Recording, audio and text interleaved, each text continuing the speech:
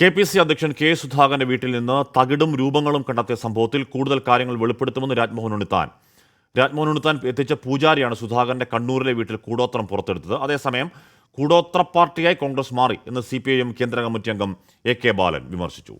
ബഹുമാനപ്പെട്ട മുഖ്യമന്ത്രിയെ വിമാനത്തിൻ്റെ ഉള്ളിൽ കയറി ആക്രമിക്കുന്നതിന് ഗൂഢാലോചന നടത്തിയ ആൾക്കാരാണ്. ഒരു കൂടോത്ര പാർട്ടിയായിട്ട് മാറിയിരിക്കുന്നു എന്ന് KPCC.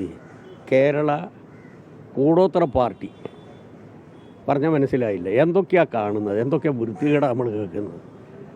ആ കൂടോത്രത്തെ പറ്റിയിട്ട് അന്വേഷിക്കണമെന്നുള്ള അഭിപ്രായക്കാരനാണ് ഞാൻ.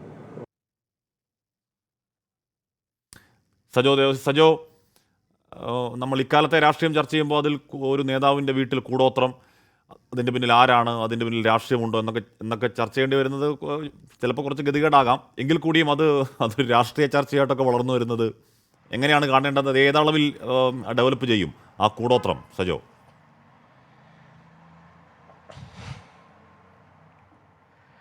ഹാഷ്മി, കോൺഗ്രസിൽ ഈ കൂടോത്ര വിവാദം എന്ന് പറയുന്നത് പുതിയൊരു സംഗതിയല്ല. 2018 KPCC അധ്യക്ഷനൊക്കെ ആയിരുന്ന VM സുധീരൻ സമാനമായ ഒരു ആരോപണം, ചില തകിടുകളൊക്കെ തൻ്റെ പറമ്പിൽ വാഴച്ചുവട്ടിലൊക്കെ കുഴിച്ചിട്ടു എന്ന ആരോപണം ഉന്നയിച്ചതാണ്. ഈ വിവാദം അക്ഷരാർത്ഥത്തിൽ അടിമുടി ദുരൂഹതകളും കൗതുകവും സംശയവും ഒക്കെ ഉയർത്തുന്ന ഒരു സംഗതിയാണ്. അതായത് 1.5 വർഷം മുൻപാണ് ഈ ദൃശ്യങ്ങൾ ചിത്രീകരിച്ചത്, ഈ കൂടോത്രം കണ്ടെടുത്തത് എന്നാണ് ഇപ്പോൾ പറയുന്നത് നേതാക്കളൊക്കെ. കെ സുധാകരൻ തന്നെ അത് സ്ഥിരീകരിച്ചിരുന്നു. തുടർച്ചയായി ആരോഗ്യ പ്രശ്നങ്ങൾ കെ സുധാകരനെ വേട്ടയാടിയ ഘട്ടത്തിൽ ഇവർ തമ്മിൽ, രാജ്മോഹൻ ഉണ്ണിത്താനുമായി ആ ഘട്ടത്തിൽ നല്ല ആത്മബന്ധം ഉണ്ടായിരുന്നു. അപ്പോൾ രാജ്മോഹൻ ഉണ്ണിത്താനാണ് കെ സുധാകരനോട് ഈ കൂടോത്ര സംശയം പങ്കുവയ്ക്കുന്നത്.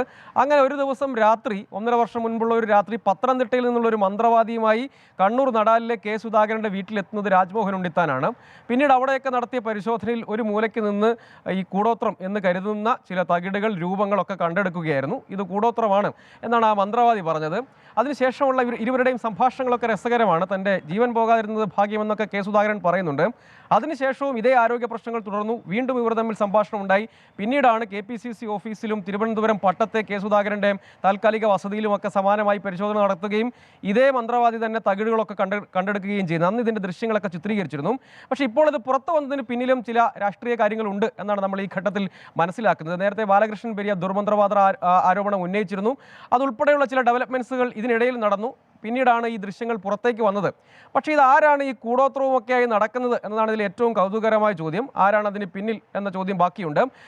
നേരത്തെ KPCC അധ്യക്ഷൻ കെ സുധാകരനോട് ചോദിച്ചപ്പോൾ അദ്ദേഹം ഇത് സ്ഥിരീകരിക്കുകയും കൂടുതൽ കാര്യങ്ങൾ രാജ്മോഹൻ ഉണ്ണിത്താനോട് ചോദിക്കണം എന്ന് പറയുകയുമാണ് ചെയ്തത്. അദ്ദേഹം അല്പസമയത്തിനകം മാധ്യമങ്ങളെ കണ്ട് പറയാനുള്ളത് പറയും എന്നാണ് നമ്മളോട് വ്യക്തമാക്കിയിരിക്കുന്നത്. അദ്ദേഹം എന്താണ് പറയുന്നത് നോക്കാം, കാത്തിരിക്കാം. പക്ഷേ അപ്പോഴും ഈ നടാലിലെ വീടെടുക്കുകയാണെങ്കിൽ 8 അടി ഉയരത്തിലുള്ള മതിലുണ്ട്, CCTV ക്യാമറകളുണ്ട്. അങ്ങനെ ഈ സുരക്ഷാ ക്യാമറകളെയും ഈ മതിലുമൊക്കെ മറികടന്ന് ആരാണ് ഇത് അവിടെ കൊണ്ട് വച്ചത്, കുഴിച്ചിട്ടത്, KPCC ഓഫീസിൽ കൊണ്ടുപോയത് ആരാണ്, അവിടെ കസേരയുടെ അടിയിൽ ഇത് വെച്ചത് ആരാണെന്നിങ്ങനെയെല്ലാമുള്ള ചോദ്യങ്ങളുണ്ട്.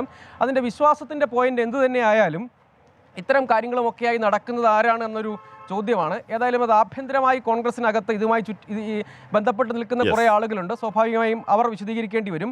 KPCC അധ്യക്ഷന് ഈ ദൃശ്യങ്ങളൊക്കെ പുറത്തേക്ക് പോയതിലൊരല്പം അതൃപ്തിയുണ്ട്. പക്ഷേ ഇതിങ്ങനെ ഒരു ചർച്ചയായി ഡെവലപ്പ് ചെയ്യുന്നുണ്ട്. ഇക്കാര്യത്തിൽ ചില രാഷ്ട്രീയ കാര്യങ്ങളൊക്കെ ഉണ്ട്. അത് കൂടുതൽ കാര്യങ്ങൾ ഇതിൽ വെളിപ്പെടുത്തലായി മറ്റുമൊക്കെ പുറത്തു വരും എന്നാണ് നമ്മൾ ഈ ഘട്ടത്തിൽ മനസ്സിലാക്കുന്നത്. കോൺഗ്രസിലെ ആഭ്യന്തര രാഷ്ട്രീയം ഏറ്റവും ഒടുവിൽ കെ സുധാകരൻ പറയുന്നത് ഉയിര് പോകാതിരുന്നത് ഭാഗ്യം എന്നൊക്കെ പറയുന്നുണ്ട്. അപ്പോൾ അത് കൂടോത്രം, രാഷ്ട്രീയ കൂടോത്ര ചർച്ചയുടെ ഡെവലപ്പ് ചെയ്യണം. നമുക്ക് നോക്കാം ഏതളവിൽ അത് പോകുന്നു എന്നുള്ള കാര്യം.